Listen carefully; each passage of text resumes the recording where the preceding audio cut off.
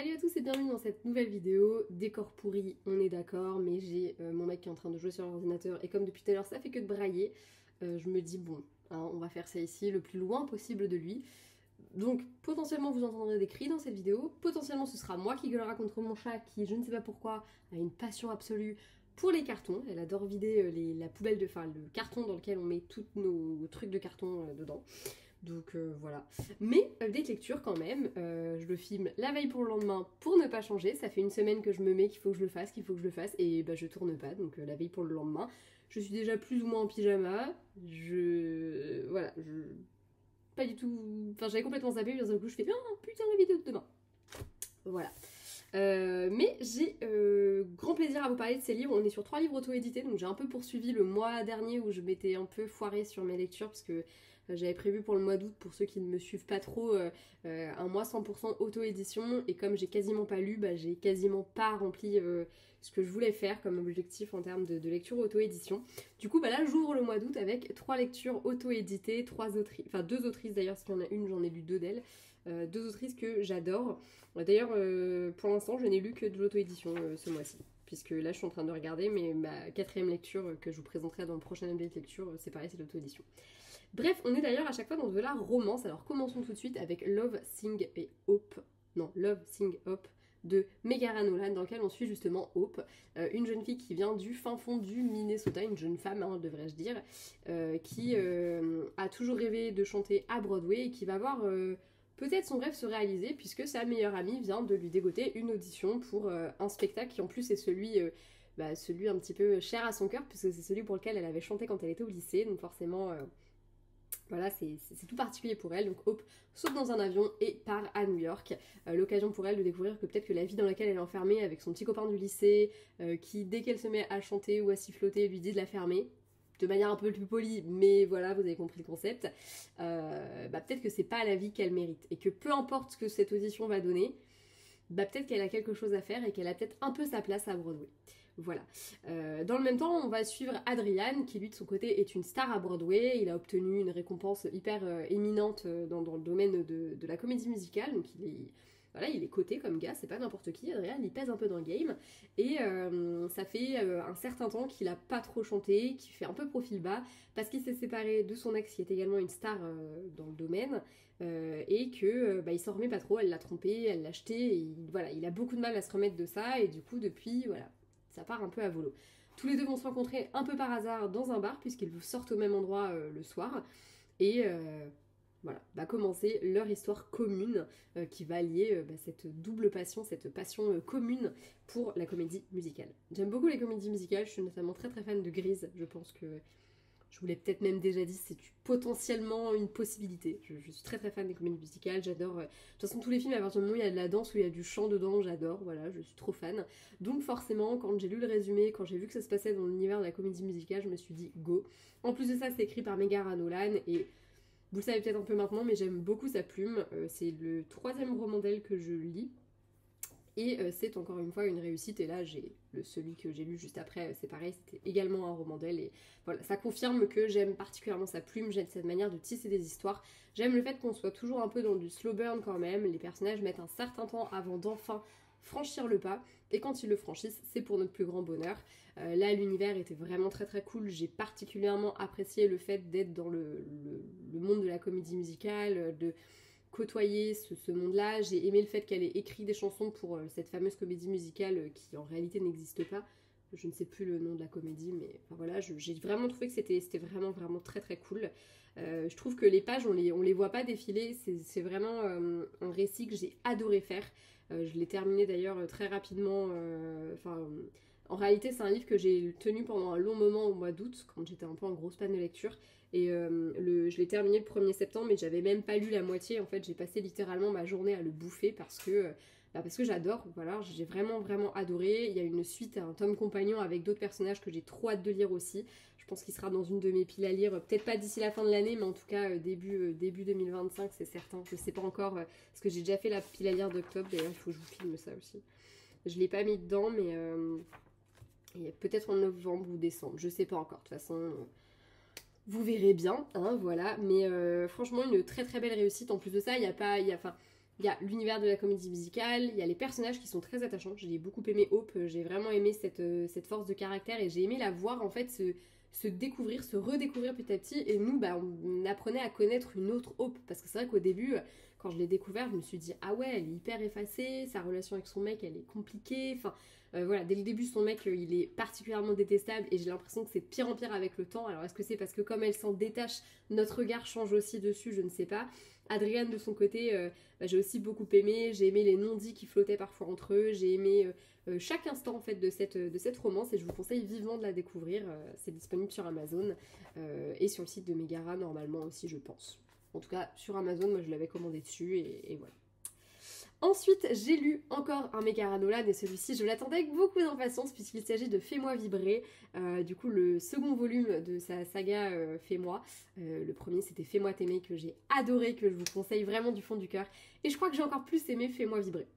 Dedans, on va suivre Amy, que le personnage principal du tome 1 va rencontrer, une jeune femme qui tient un sex shop et qui a de grosses galères d'argent. Déjà de base, c'était pas hyper florissant son commerce, mais depuis que le dôme qui recouvrait en gros une partie de la ville dans laquelle elle habitait est tombé, bah forcément, il y a moins de fréquentation. Les gens vont pas trop de leur côté de la ville, de ce côté-là de la ville, enfin...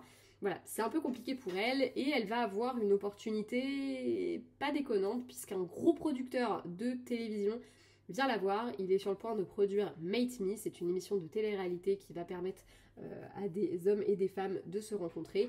Il leur vend l'âme sœur, c'est un concept très, très fait, potentiellement on a des âmes sœurs quelque part dans ce monde-là. Parce qu'on est dans la fantasy, je pense que je ne l'ai pas précisé, hein, j'ai complètement oublié.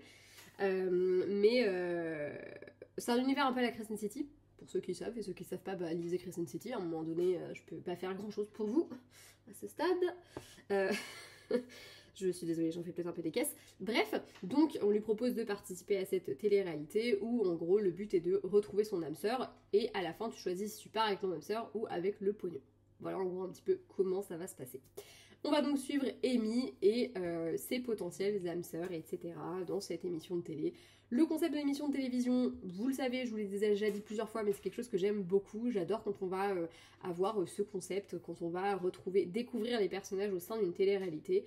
Je déteste la télé-réalité en temps normal, mais dans la romance, j'avoue que ça rajoute un petit charme. Le côté huis clos fait que les amitiés, elles vont beaucoup plus vite, notamment au niveau des nanas. J'ai vraiment aimé cette ambiance, ce côté très chaleureux qu'il y avait avec les filles, c'était vraiment vraiment cool.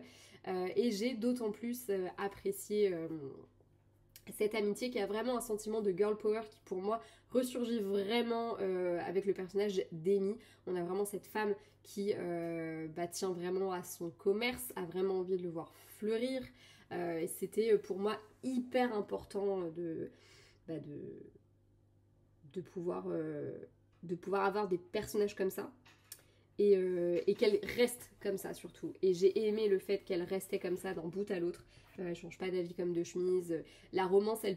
En fait, c'est assez contradictoire parce que le roman lui-même est un slow burn dans le sens où la romance, elle éclate plutôt, entre guillemets, tardivement quand même. Même si, comme il y a une espèce de fake dating qui se met en place, il y a des petites choses qui se passent. Mais la vraie romance, elle arrive quand même plutôt, entre guillemets, tardivement dans le récit. Et en même temps, ça se passe sur très peu de temps. On est sur de la télé-réalité, donc forcément, les choses vont très vite. J'ai adoré le duo formé par... J'ai complètement oublié le nom du mec et je voulais aller tricher en lisant le résumé. Il n'est pas écrit dedans. Voilà. Putain, mais j'ai un problème avec les noms, même. C'est horrible. Faut que je me fasse des penses bêtes, en fait, quand j'écris. Je me suis acheté des petites cartes. Je me dis, je vais peut-être écrire dessus 2-3 conneries que je veux dire en vidéo. Comme ça, des fois, ça m'aidera. Ça évitera d'avoir un grand carnet sous le nez. J'aurai juste mes petites cartonnettes à lire. Bref, bah, le mec il est vachement bien. J'ai vraiment vraiment aimé la dynamique entre les deux. Je trouvais que c'était hyper cohérent, hyper clair, hyper bien foutu. C'est vraiment une saga que je vous conseille de découvrir. Là, j'ai qu'une hâte déjà, c'est d'avoir le prochain alors qu'il est même pas écrit. Qu'il n'a pas vraiment de date de sortie officielle. Il y a une date un peu prévisionnelle, mais la date est tout à fait susceptible de changer. Et franchement, j'ai juste trop hâte parce que c'est une saga que j'adore. Je pense que le fait d'allier de faire de l'urban fantasy, déjà ça me plaît beaucoup. Et je trouve vraiment qu'il y a cette espèce de petite vibe à la Crescent City que j'ai adoré. J'aime vraiment la manière dont... Parce que souvent dans l'urban fantasy, ça se passe dans notre monde à nous. Et du coup, bah forcément, la technologie s'allie à la magie. Là, en l'occurrence, on est dans un univers qui est complètement à part. Mais on a aussi un lien entre guillemets avec notre monde à nous, puisque Internet existe, les téléphones existent, les voitures existent. On est dans un univers qui est modernisé, qui est pas comme de la fantasy un peu plus classique à la Game of Thrones et compagnie. On est vraiment là dans de l'urban fantasy également, mais voilà, à l'inverse de ce qu'on va lire de manière classique, on n'est pas dans notre monde à nous, et c'est quelque chose que j'adore et que je trouve hyper cohérent, hyper bien écrit. Ça rajoute vraiment une plus-value. Et pour le coup, moi qui aime pas trop le terme de romantasy, je sais que c'est classé comme de la romantasy, mais je trouve que l'autrice ne perd jamais de vue le côté aussi, enfin les petits aspects autres de son univers qui marchent vraiment très très bien. Voilà. Après ça, j'ai lu Winter de Flora Peony. On est sur le 2e tome de la saga des 4 saisons, dans laquelle on suit à chaque fois une saison, ou plutôt un personnage qui a le nom d'une saison. Le tome précédent était sur Automne, que je prononcerai toujours à la française, désolé gars, qui était une des deux filles Vivaldi. Et là, nous suivons Winter, qui est aussi froid que l'hiver, et pas particulièrement sympa. Il est encore moins sympa avec Blanche, la meilleure amie de Summer, une de ses sœurs, parce que après ce qui s'est passé dans le tome précédent, que je ne vous spoilerai pas, la famille de Blanche est persona non grata, et Blanche, en faisant partie, est devenue ennemie publique numéro 1. Seulement, Blanche, elle est aussi devenue l'ennemi public numéro 1 de sa famille, et heureusement, elle peut compter sur le soutien de sa meilleure amie Summer pour reprendre un petit peu pied, et pour lui proposer un petit boulot. Et le boulot, il consiste à seconder Winter dans le cirque familial. Parce que ouais, les Vivaldi, c'est pas une famille comme les autres. Déjà, vous l'aurez peut-être compris avec leur nom un peu chelou, leur mère, elle est un peu déjantée, elle a fait 4 enfants, le père, leur nom de famille, c'est Vivaldi. Allez, appelons-les selon les 4 saisons. Déjà, un peu chelou. En plus de ça, ils ont une grosse particularité, ils font du cirque. Ce sont des circassiens, ils ont un chapiteau, ils donnent des cours de cirque, c'est pas un cirque itinérant, mais ils ont une école de cirque dans laquelle ils accueillent des gamins et des un peu plus jeunes, un peu plus vieux plutôt, et voilà. Donc déjà l'univers du cirque, pépitas. Et là en plus de ça, on va retrouver un Friends to Enemies to Lovers, du coup, puisqu'à la base ils étaient quand même potes, hein, Blanche et Winter, et puis avec tout ce qui s'est passé dans le tome 1 que je ne vous spoilerai pas, avec je vous invite très fortement à les lire, forcément c'est un peu compliqué. Et écoutez, j'ai eu un énorme coup de cœur, j'ai pas mal... de toute façon là, les 3 sont des coups de cœur, mais là je dois avouer que j'ai pas mal chialé.